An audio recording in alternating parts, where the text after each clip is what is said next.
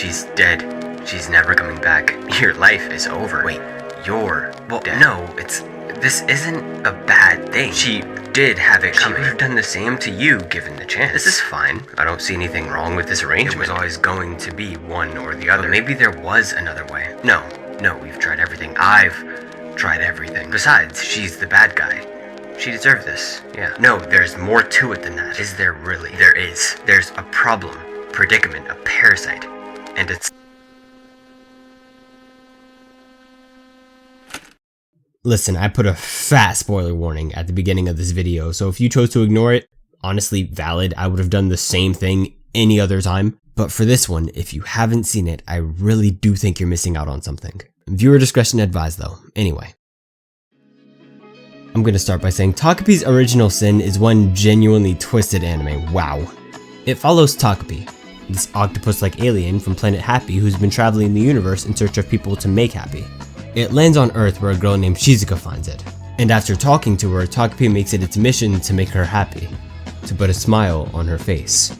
With it being from another planet, Takapi has all of these magical tools called happy gadgets. They're tools made for the sole purpose of making people happier, making them become friends or helping them make up after an argument. All very useful things.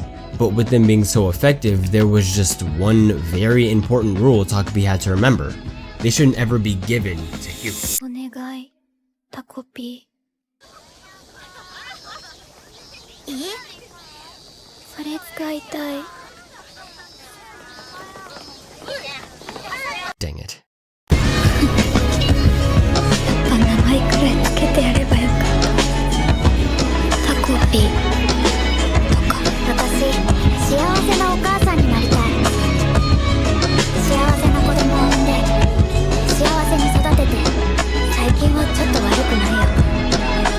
ありがとう。Yeah, something went very wrong here. Like, it was bad, man. Okay, so let me formally catch you up to where I am right now. This is Takapi, this is Shizuka, this is Marina, and this is Azuma. So what really happened was Takapi actually met Marina first. It was helping her overcome her family issues, and at some point, Takapi suggested getting a boyfriend. So that's just what Marina tried to do, thus finding Azuma.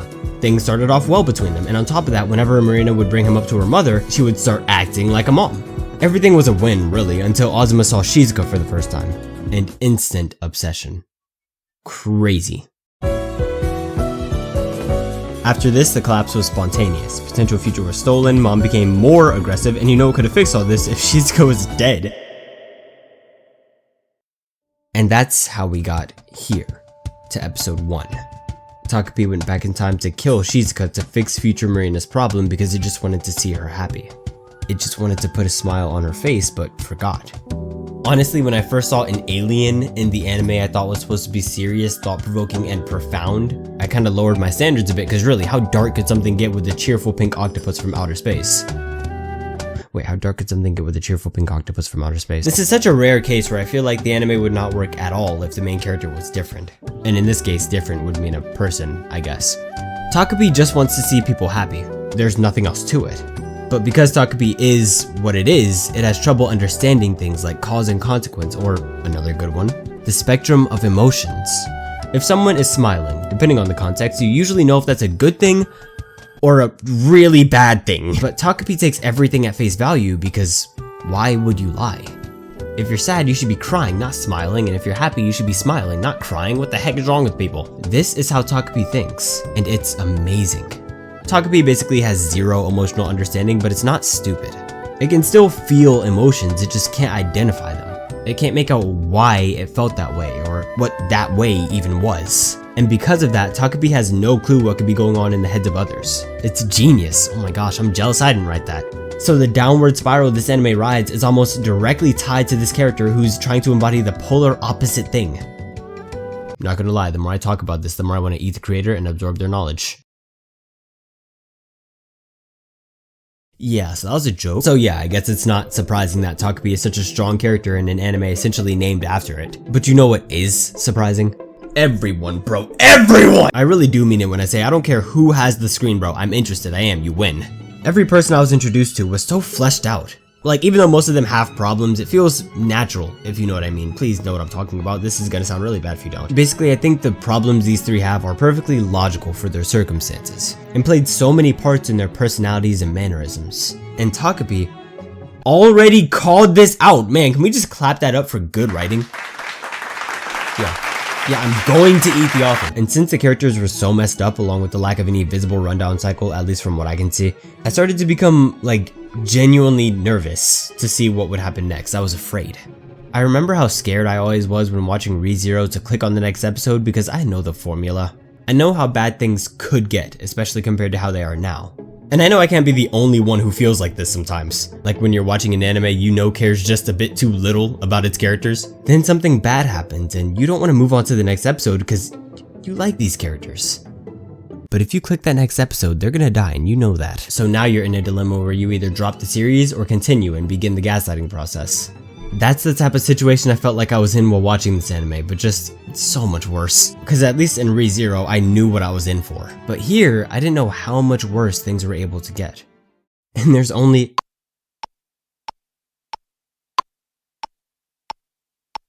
This anime is only half a season long. That means it only has 6 episodes. Just 6 crazy, intense, depressing, beautiful episodes. All of what I just described was explained to me over the course of like a tea party, all because something wanted someone to be happy. Is that not just a little bit crazy to you? The concept of happiness being the downfall of another person is pretty common in real life actually, but as a story idea, I don't see it at all. And honestly, that's to be expected.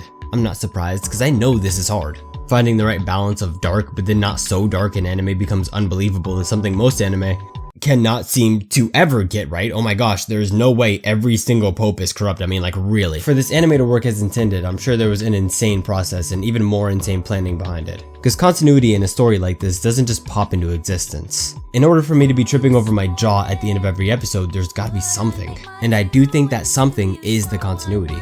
Everything loops back on itself, and once you realize it, it's soul crushing. Now I've been ranting all video about how good each individual part of this anime was on its own, but I didn't even tell you how well all of those pieces worked together. We'll take Marina and Shizuka for example. The writer managed to use these 2 characters to make 2 good guys and 2 bad guys. This is, again, out of the same 2 characters. I can never hate any of them or feel like one of them were the real antagonist because if say Marina did something to Shizuka, Shizuka would have done that same thing to her given the opportunity.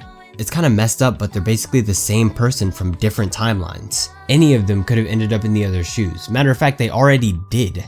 And that part is what's so crazy about it. I do need to give credit where credit's due though. I'd feel wrong giving all the praise to just the story, especially when it has an anime that looks like this. Execution is a word I say often when it comes to anime since it's arguably what makes or breaks the experience. And what I mean when I say execution in this case is how an anime decided to take on a part of its story. How was the art style translated from the manga to the anime? What music did the musicians come up with? When did the sequencer decide to use those tracks and with which cuts of animation? Essentially everything that separates the anime from its origin is what I mean when I say execution this time. And with that said, the execution of Takapi's original sin was remarkable. How do you capture the looming feeling of crippling happiness or the idea of a broken character? This is how. And it spans out more than just the art and animation, it's the music too. It always gave me this uneasy feeling when in my gut, like in the pits of my stomach, I'd know something was totally amiss. But then the music wouldn't be backing me up at all in thinking that. In fact, it'd be doing the opposite. The more off a situation was, the more it sounded like everything was fine.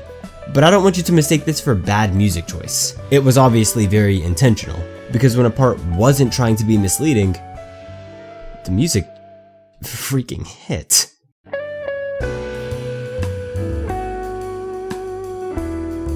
To tell you the truth, in a word, this anime had me terrified. The thing is, when I first started watching it, I was able to look at Shizuka's face and just tell that something was going to be off. That part was no surprise. But what did surprise me was how right I was. Like, my gosh. Things go from casually bad to horrible very fast, and somehow things kept getting worse. And after a while, a question I started asking myself was, how? How were things able to get so much worse than they already were? It's like I hit rock bottom, then fell down the Mariana Trench, so again, how? Then I figured it out, almost right after I finished the series. It's not so much that things were getting worse, They'd get more tangled and complicated, but not actually worse. The reason it kept feeling like things were falling off an infinite cliff was because I grew to really like these people. Shizuka, Marina, Azuma, and even Takapi had really come to be characters I wanted to see more of. They're all such complete characters I felt like I knew them. Like not just as characters, but almost as people, you know? Crazy the things good character writing can do, am I right guys? Yeah! And genuinely, everyone has gone through so much and it hurts to see because they didn't deserve any of that. Seriously, what did any of them do to warrant this? That goes for Takapi too. What did they do? Why are things like this? Is it really so wrong to want to see them happy?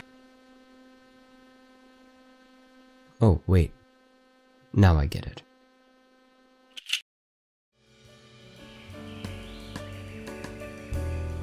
Hey, thank you for 1,000 subscribers. That's actually unreal to me.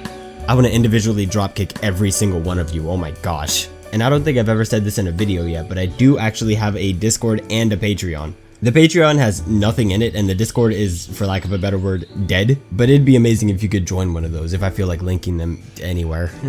Anyway, thank you for watching. I'm off.